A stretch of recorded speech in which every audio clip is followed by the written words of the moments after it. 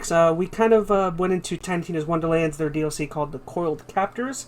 We bought that and played it with our buddy Kyle. I'll let you start off. What did what did you think? It was such a kick in the balls. Yeah.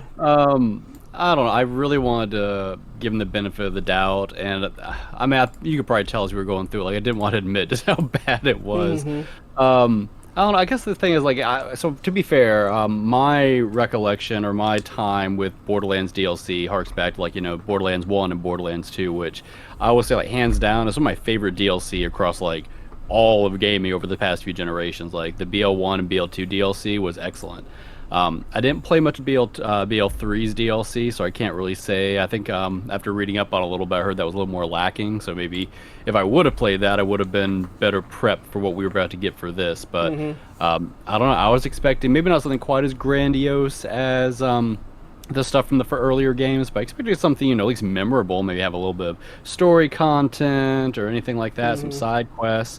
This was nothing. This was, for those who have played it and are familiar with, like, the Chaos Chamber at the end, the whole DLC is literally like one run through of a Chaos Chamber, and honestly, not even as interesting or as rewarding. Like, you don't get as many rewards at the end. The boss at the end is, I think, easier or probably weaker than other bosses throughout the rest of the game. It's just no story content, no nothing. This is really just kind of a waste of DLC. I'm very, very sad to say that. Yeah.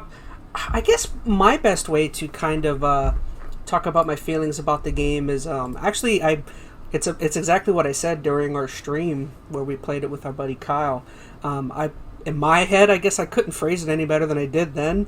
Whereas about an hour 20 into our Coiled Captors stream, I said something along the lines of, like, it's super annoying that they would release a DLC so quickly after the game came out, knowing that most of the hardcore base would be, like, max level, max gear, and, like, and my buddy Kyle said it right. Like, I don't inherently have a problem with it being so short. What we had a problem with was how easy it was. It wasn't challenging. There really was no gear we got from it that really helped us out or improved. And like you said, there were no story beats to it. So it was like, what did we really get out of it? Out of just knocking out a few, going through some really basic levels. So it felt very pointless.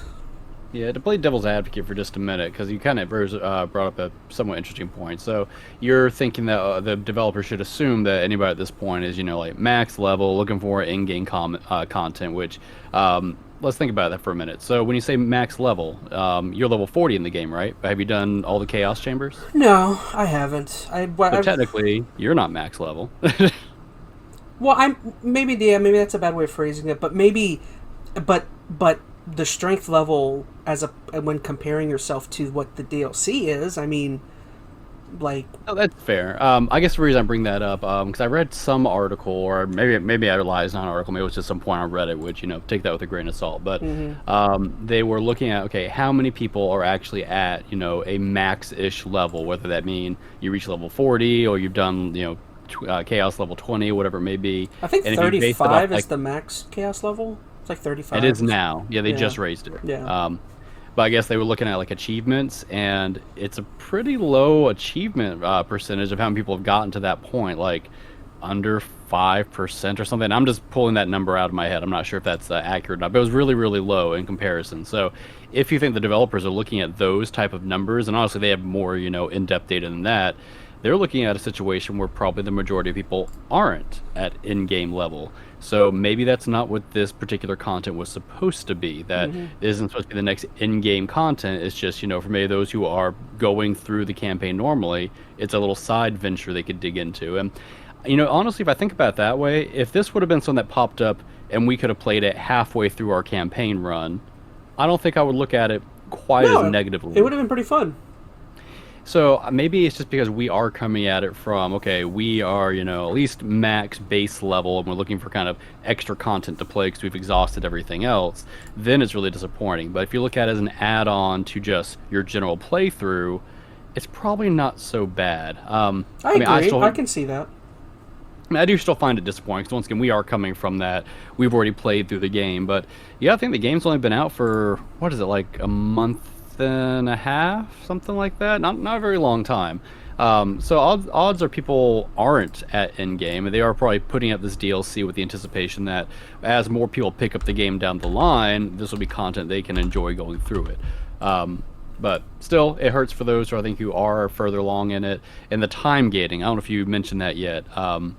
The time gating nature of this burns a little bit too for those who are, once again, max level, because it really is just this one run. It takes like, what, 10 minutes if we did it quick? If they at least would have given you the option to do the extra levels, which for those who aren't aware, in case we didn't mention it, the way this DLC works is it's a run through. You fight this one boss at the end, but they're supposed to every week, they said? It's each week a new form or his next level or whatever is introduced. Yeah, so the boss levels up every week. So after you do it like, what, 4 or 5 or however many times, you end up with kind of a mega boss. And maybe in context, if you could do all of that all at once, the DLC would have felt a little more, I don't know, rewarding. Yeah, that's what I'm looking for, or at least a little more substantial. But as it is in this time-gated format, it burns quite a bit. Sorry, while you were saying that, I was trying to look up the guy I actually sent you that video for, because I wanted to kind of give him a shout-out. I actually really liked his videos. Waiting for this ad to play through. But yeah, I'll switch over. Just this guy right here, Thick Fillet. That's kind of a funny. That's a great name. Yeah, I just kind of enjoyed his video and kind of enjoyed his take on kind of how disappointing it was, mainly because he was, I don't know if you guys know, but he actually was able to play all 4 encounters of the final boss on his first playthrough, and he actually walked away kind of like pleasantly happy with with his game, and then immediately I guess it was patched out, and yeah, kind of interesting. I think that probably should have been. I think you mentioned that probably should have been the way that the DLC was just played at initially, but. I'm trying to think of what the benefit is for time gating this. Like, I'm sure it's so they can try to encourage, recurring players over the next few weeks, but if anything, it's turned me off to playing it for the next few weeks. Like, if I could have, hopped right into and grinded out, a higher level boss for the next few weeks, that would have been more entertaining. But the fact that I know I might as well just wait 4 weeks and then have access to the the entire boss rush. I might as well just wait. So I don't know, it's actually deterred me from playing rather than encourage me to play consistently for the next few weeks. So yeah, I think they should just release the whole thing, all 4 or 5 runs, whatever it is, or levels, whatever they're calling it, and just let everybody dig into it. Well, now that I think about it, like the way they've also done it, like you were saying, because of the time gate, is now I feel like they've actually ramped up the expectations even more on the multiple levels of this shark thing. You know what I mean? If they'd have released it all at once, then maybe like minor improvements to the enemy throughout might have been like we would have been more open to. But now all of a sudden you're making us wait. Now all of a sudden that thing, he needs to be like Gojira at the end. You know what I mean? And it's never going to feel like that. If No, there's it's 4 not. levels, and you think, at the end of it, you have this boss who is, you may comparable to like an in-game boss at the base level, then in all the tiers in between are going to feel really, really lackluster. So, yeah, I feel like they're shooting themselves in the foot here. Like, I can pseudo understand why they did this time gate, but I argue was the bad move for them. And here's the thing: they have other stuff that could keep you coming back. Like, it wasn't even part of the DLC, but their hot patch they put out with it raised the chaos level if you set to 35. So for those who are wanting that kind of grindy in-game content, that's 15 extra levels to grind, and I actually enjoy that. I mean, it's not for everybody, but I'm working my way up to 35 now. If that would have kept me busy for a few weeks and still kept me as a recurring player, regardless if they had this stupid time-gated nonsense. So, yeah, I don't know. And yeah, actually, you and our buddy Kyle actually said it pretty. I think you said it pretty well. Like, it's kind of sad because the main game, actually, for the most part, I feel like had bought a lot of goodwill because we actually enjoyed the main game, and for this to be like our immediate experience after for the first DLC, it was just kind of like, man, you guys kind of were rolling there. You know what I mean? Yeah, it kind of put me on a roller coaster because, when we talked about this, I think briefly already, but like, we love Borderlands 1 and 2, and then, Borderlands 3 was a big dip in the roller coaster. It was still fun because we were playing with each other, but... Yeah, but still, in comparison, it turned me off. In all honesty, like I lost a lot of interest after playing that game, and then I had no interest in Tiny Tina's from the outset. And then once we got into it, I thoroughly enjoyed it. So roller coaster goes up, and now we're dipping back down because the DLC just seems like more of a letdown, like BL3 did. So I don't know, it's disappointing. I'm hoping they can take this feedback because I mean this is not. A unique perspective on this DLC. Just if you do a passing Google search, I was just gonna say, yeah, everybody's berating this thing from guys on Forbes to Reddit to everywhere. So they are very aware that this did not land well for them. So I'm hoping they, go back to the kitchen a little bit, rework things, and definitely pull something out a little more substantial for the next one. The same thing on YouTube. If you go on YouTube and you type in Coiled Captors, every video is like bad, bad, bad, bad. I don't know. It's annoying too because along with the DLC, they put out that hot patch, which honestly, that hot patch was huge. Like for those who are like really following the game, like for like minute details and tweaks and whatnot, the hot patch did a lot to add some quality of life stuff and fix some things.